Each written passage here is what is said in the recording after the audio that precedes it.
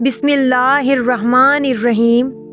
حضرت مریم علیہ السلام کے حمل کی کیفیت یوں ہے کہ حضرت مریم علیہ السلام اپنی خالہ یا بہن کے گھر غسل حیض کرنے کے لیے گئی، پھر پردہ لٹکانا چاہتی تھی کہ حضرت جبرائیل علیہ السلام ایک بے ریش اور خوبصورت نوجوان کی شکل میں ظاہر ہوئے۔ حضرت مریم علیہ السلام نے دیکھا کہ یہ نامحرم میری طرف متوجہ ہے، تو حضرت مریم علیہ السلام نے اس سے فرمایا، میں پناہ مانگتی ہوں تم سے ساتھ اللہ کے، اگر تو پرہیزگار ہے۔ حضرت جبرائیل علیہ السلام نے کہا، میں وہ شخص نہیں ہوں کہ جس سے تو ڈرے، میں اللہ کا فرشتہ ہوں، تجھ کو پاکیزہ لڑکا بخشنے آیا ہوں، جس کو قرآن پاک نے یوں بیان فرمایا ہے۔ فرشتوں نے کہا، اے مریم، اللہ تمہیں خوشخبری دیتے ہیں اپنی طرف سے ایک کلمے کی، اس کا نام مسیح عیسیٰ بن مریم ہوگا۔ وہ دنیا اور آخرت میں مرتبے والا ہوگا اور اللہ کے قریبی بندوں میں سے ہوگا۔ لوگوں سے باتیں کرے گا جب جھولے میں ہوگا اور جب پوری عمر کا ہوگا، اور وہ نیک بندوں میں سے ہوگا۔ حضرت مریم علیہ السلام نے جواب دیا، میرا بیٹا کیسے ہوگا؟ مجھے کسی بشر نے ہاتھ نہیں لگایا اور میں بدکار عورت بھی نہیں ہوں۔ حضرت جبرائیل علیہ السلام نے کہا، تیرا کہنا صحیح ہے، لیکن تیرے اللہ نے فرمایا ہے کہ میرے لیے بغیر باپ کے بیٹا دینا آسان ہے، جس کو قرآن پاک نے اس طرح بیان فرمایا ہے۔ مریم نے کہا، اے میرے پیارے رب، میرے یہاں لڑکا کیسے ہوگا جب کسی مرد نے مجھے ہاتھ تک نہیں لگایا ہے؟ اللہ نے فرمایا، اسی طرح اللہ پیدا کرتا ہے، جب وہ کسی کام کا فیصلہ کر لیتا ہے تو اس کو کہتا ہے ہو جا، بس وہ ہو جاتا ہے۔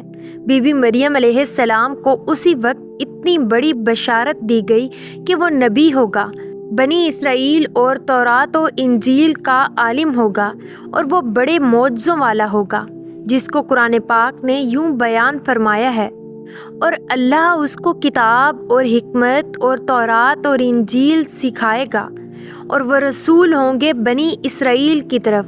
غرض یہ کہ تمام بشارتوں کے بعد حضرت جبرائیل علیہ السلام نے حضرت مریم علیہ السلام کے گریبان میں روح مبارک کو پھونک دیا، جس سے فی الفور حمل رہ گیا۔ حضرت مریم علیہ السلام فرمایا کرتی کہ دوران حمل تنہائی میں حضرت عیسیٰ علیہ السلام مجھ سے باتیں کرتے تھے اور مجمع میں خدا کی تسبیح بیان کرتے تھے، حالانکہ آپ علیہ السلام ابھی پیٹ میں تھے۔ حضرت مریم علیہ السلام اور آپ کی خالہ صاحبہ جب آپس میں ملاقات کرتی تھی تو ایسا معلوم ہوتا کہ خالہ کے پیٹ کا بچہ یعنی حضرت یحییٰ علیہ السلام بھانجی کے بچے یعنی حضرت عیسیٰ علیہ السلام کی طرف جھکتا ہے، یعنی سلام کرتا ہے۔ یوسف نجار جو بی بی مریم علیہ السلام کے ماموں کا بیٹا تھا، وہ بیت المقدس میں عبادت کرتا رہتا تھا اور کبھی کبھی حضرت مریم علیہ السلام کو خالہ کے پاس پہنچاتا تھا۔ جب حمل کی حالت سے آگاہ ہوا تو اس نے بھی تحقیقات کی، تو حضرت مریم علیہ السلام نے تمام واقعہ بیان کر دیا۔ جب ولادت کا وقت آ گیا تو حضرت مریم علیہ السلام کو قدرتی ندا ہوئی کہ اس شہر سے باہر چلی جاؤ، اگر تیری قوم تجھ کو اس کے وضع پر دیکھے گی تو تجھ کو اور تیرے فرزند کو قتل کر ڈالے گی۔ حضرت مریم علیہ السلام بما یوسف نجار بیت المقدس سے روانہ ہو گئی۔ حضرت جبرائیل علیہ السلام ان کی راہ پر تھے۔ جب 2 فرسنگ راہ قطع کی تو بیت اللہ میں پہنچے، وہاں باشدت درد سواری سے اتری اور پشت مبارک ایک خشک خرمے سے لگا بیٹھی۔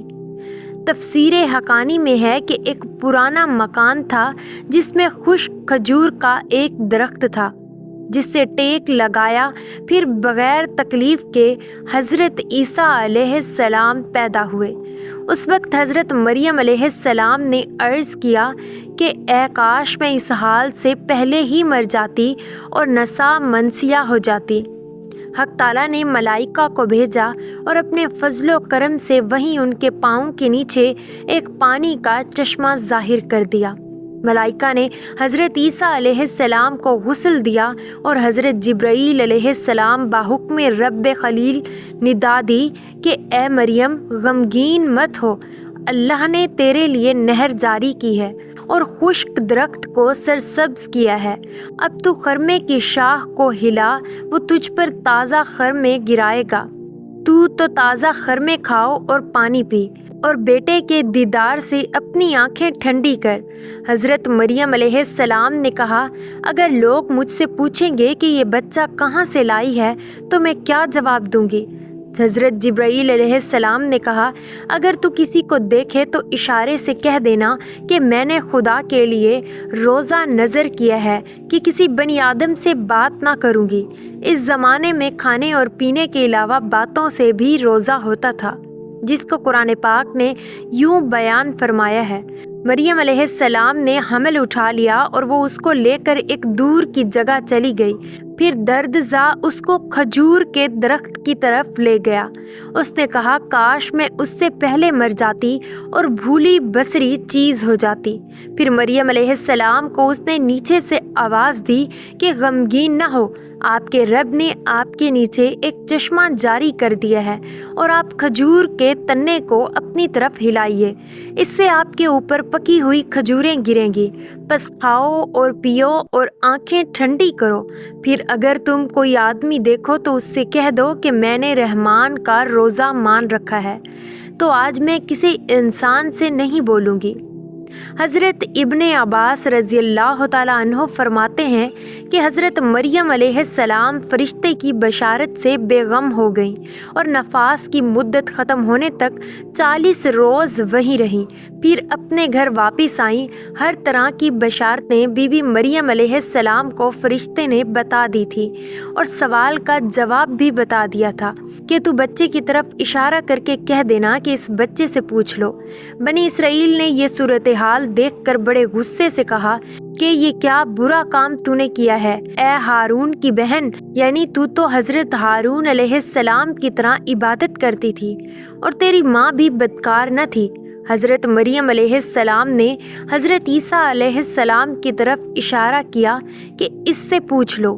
پھر سب غصے ہو کر بولے کہ تو ہم سے تمسخر کرتی ہے کہ ہم اس چھوٹے سے بچے سے باتیں کریں۔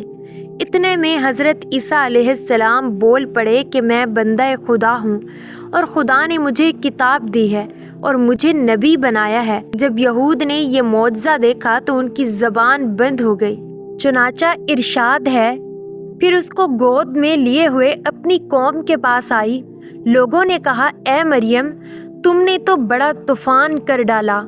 اے ہارون کی بہن، نہ تمہارا باپ کوئی برا آدمی تھا اور نہ تمہاری ماں بدکار تھی۔ پھر مریم علیہ السلام نے اس بچے کی طرف اشارہ کیا۔ لوگوں نے کہا کہ ہم اس سے کیسے بات کریں گے جو کہ گود میں بچہ ہے؟ بچہ بولا، میں اللہ کا بندہ ہوں، اس نے مجھے کتاب دی اور مجھ کو نبی بنایا۔